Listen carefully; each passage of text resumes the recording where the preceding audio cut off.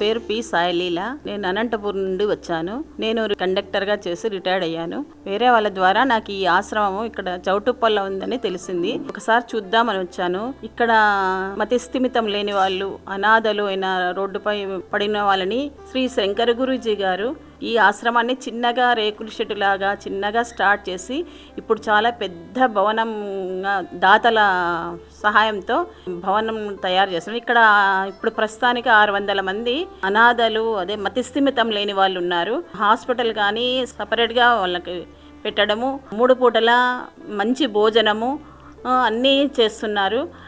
ఏదో నాకు తెలిసి వచ్చి చూసి నాకు చాలా మనసంతా ద్రవించిపోయింది. నా చేతనైన సహాయము ఇప్పుడు ప్రస్తుతానికి చేశాను. తర్వాత ఫ్యూచర్లో కూడా నా చేతనైన సహాయం చేసి అందరికీ కూడా ఇది చేరేటట్లుగా చేస్తానని చెప్తున్నాను. Thank you.